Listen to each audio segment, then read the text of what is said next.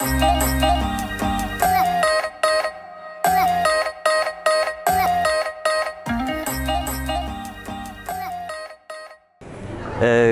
je suis un explorateur depuis...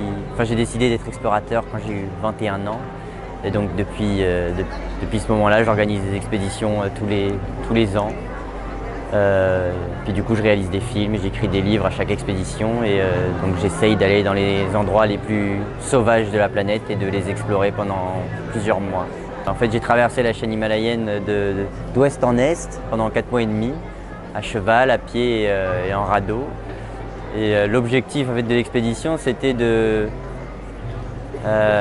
partir avec la ville dans mon sac à dos, c'est-à-dire avec des objets industriels, quoi, savoir une tente, un briquet, un duvet technique, etc., tous les objets qu'on emporte en général en voyage, et de parvenir à les remplacer par des alternatives naturelles.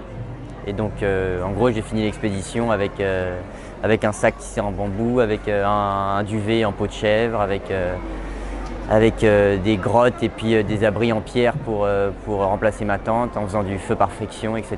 Et je me suis inspiré de tous les nomades et des chasseurs-cueilleurs qui habitent encore dans la région himalayenne.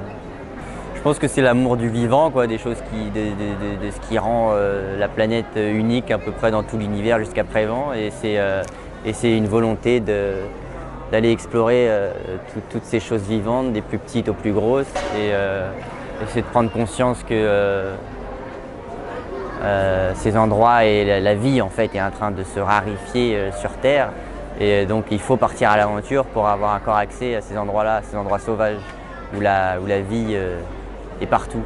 Et donc ce serait un peu ça. Bon, l'aventure aussi, c'est, je sais pas, avoir un objectif et en tête un rêve, quoi, et mettre tout en œuvre pour y parvenir, quoi, pour réussir à atteindre ce qu'on s'était fixé, même s'il faut dévier, faire des détours, faire demi-tour parfois pour trouver un autre chemin. Mais je sais pas, il faut avoir envie, quoi. Moi, c'est vrai que quand je suis parti les premières fois, j'y connaissais à peu près rien. J'en connais un peu plus aujourd'hui, même si pas tant que ça finalement, quoi. Mais je pense qu'il faut connaître son corps, il faut se faire un peu confiance, il faut être capable de savoir ce qu'on est capable de faire ou pas. Il ne faut pas commencer par un truc dont on pense qu'on va crever, quoi. Et puis il faut jamais. Moi, j'ai pas du tout peur de faire demi-tour, quoi, par exemple. Donc je mesure les dangers, j'essaye d'être prudent et voilà. Mais c'est l'envie, quoi. Je pense que c'est l'envie et puis la raison fera en sorte que ça se passera normalement bien, quoi.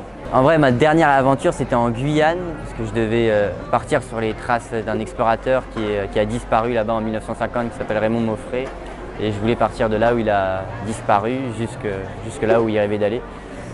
Mais sauf que en fait, je me suis fait arrêter par les gendarmes après quelques semaines, parce que j'étais dans une zone de la jungle qui, j'ai appris, était interdite.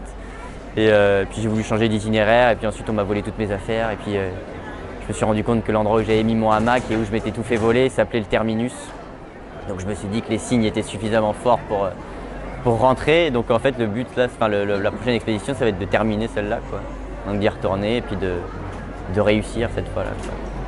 Eh bien longue vie à l'expédition et puis longue vie à ton site et puis merci de nous avoir écoutés. Voilà.